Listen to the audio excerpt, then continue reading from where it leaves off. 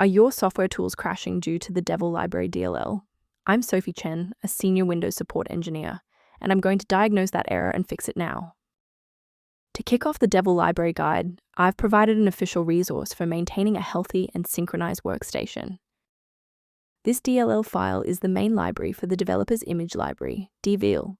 It provides applications with a cross-platform API for loading, saving, and converting various image formats used in games and graphics apps. Now let's dive into the solution, starting with a standard reinstallation.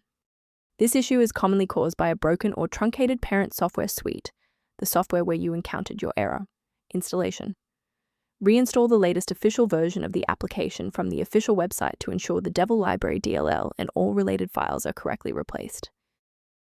If the redistributable repair didn't resolve the pop-up, the next logical step is to analyze the local environment for process conflicts. A standard restart allows the Windows bootloader to rescan your system directories and potentially recognize an unregistered the Devil Library component. Before you go, bookmark this video or click the like button. This ensures the video stays in your library so you can finish the final steps as soon as you're back at your desktop.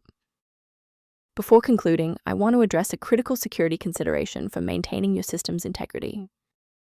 Please exercise caution when encountering sites offering free downloads of the Devil Library DLL, as these files are frequently optimized for the wrong architecture and can introduce persistent threats into your sensitive system directories. For those who prefer a structured maintenance plan, you can access an official diagnostic resource at the link below. The optimization resource linked in the description provides background information on synchronizing the Devil Library. I hope this walkthrough provided the clarity you needed to fix the Devil Library. Please like the video to support the channel and subscribe for more system-level tutorials.